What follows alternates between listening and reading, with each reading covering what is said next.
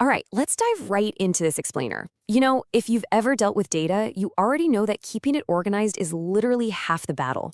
So today, we're looking at the architect's ultimate tool for structurally organizing your data, and that is database normalization. Think about it. You wouldn't build a skyscraper without a solid blueprint, right? Well, mastering this concept absolutely changes how you build information architecture from the ground up. We've got a really clear roadmap for today. We'll be covering the messy reality, an introduction to normalization, level 1, which is 1NF, level 2 for 2NF, level 3 for 3NF, and finally, we'll wrap up with trade-offs and applications. Okay, section 1, the messy reality. Because honestly, before we can lay down a solid foundation, we really need to understand the exact pain points of a flawed system. So I want you to stop for a second and just think about the absolute frustration of dealing with a messy database. Have you ever looked at a spreadsheet where the exact same information is just typed out over and over and over again? It's disorganized, it's a magnet for typos, and it takes up way more space than it actually needs to. Why does this even happen? Well, usually it's because the data was just thrown in there in a panic, totally without a blueprint. Now, this setup perfectly illustrates the problem. Notice how for students Rahul and Aman, the course DBMS and the teacher Sharma sir are repeated. Every single time a new student signs up for DBMS, we're forced to type out Sharma sir's name all over again.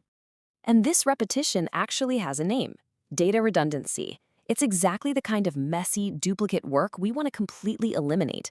Just think about it. If Sharma sir changes his name or maybe leaves the school, we'd have to go back and manually update it in hundreds, maybe thousands of rows. Miss even one, and boom, your data is corrupted. That's a total nightmare for data consistency. Moving on to section 2, introducing normalization. It's time to bring in the methodology that will finally restore order to this chaos. Normalization is our structured refinement process.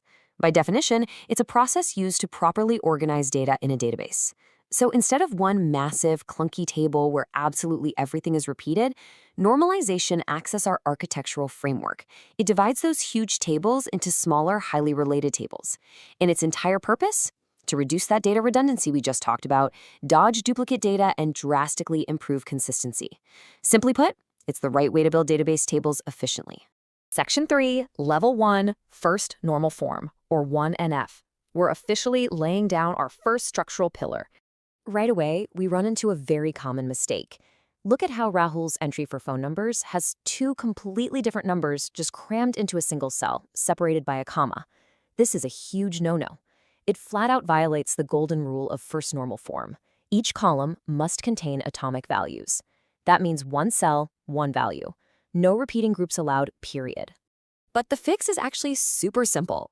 To achieve 1NF, we just split Rahul's phone numbers into two separate rows. Sure, we now have Rahul listed twice, but check it out. Each phone number has its own dedicated single-value cell. By making sure one cell contains only one value, we totally eliminate those messy repeating groups inside a single field. Just like that, the table is organized, searchable, and infinitely easier to manage. Section 4, Level 2, Second Normal Form, or 2NF. Let's see how this builds into our next level of refinement. Now, to reach second normal form, there's actually a prerequisite. Your table must already be perfectly set up in first normal form. Once we've checked that box, our goal is to completely remove what's known as partial dependency. Partial dependency happens when non-key attributes depend on only a part of a composite primary key. And a composite primary key is really just a fancy way of saying a primary key that's made up of two or more columns combined together. Let's see this in action. Take a look at the student ID and course ID combination. To uniquely identify an enrollment, you absolutely need both. But here's the catch. The course name doesn't care about the student ID at all, does it? It depends solely on the course ID. Because it doesn't depend on the complete, combined key, we have a partial dependency on our hands. So, to improve the structure and hit 2NF, we have to divide this into smaller tables. You'd want one table specifically just for mapping course IDs to course names. Section 5, Level 3, Third Normal Form, or 3NF. We are now entering the third and final stage of our refinement journey today. Just like before, there's another prerequisite. To jump up to third normal form, your data must already be perfectly aligned in second normal form. Our new objective here is to completely eliminate transitive dependency.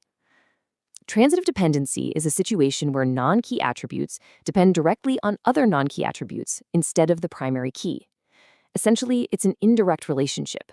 It's kind of like storing your friend's home address under their mechanic's contact card. It just creates these really weird dependencies that make updating or deleting your data super dangerous. Look at the dynamic here between student ID, department ID, and department name. The department ID logically depends on the primary key, which is the student ID, but the department name actually depends on the department ID. That right there is your transitive dependency. To fix this and achieve 3NF, we simply cut out this unnecessary dependency.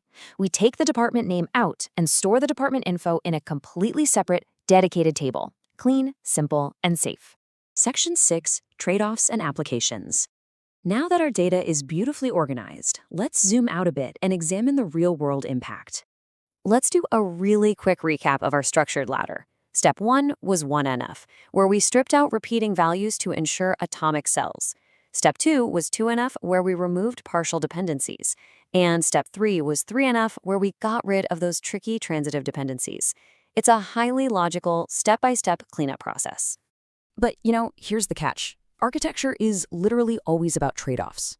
On one hand, normalization is incredible. It brilliantly reduces duplicates, keeps data incredibly consistent and accurate, saves valuable storage space because we aren't constantly repeating ourselves, and it makes maintaining the database an absolute breeze.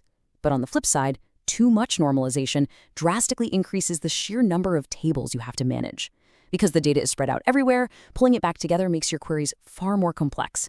And in some extreme cases, that complexity can actually cause a slight reduction in the database's overall performance. Because of these trade-offs, finding that perfect balance is absolutely crucial.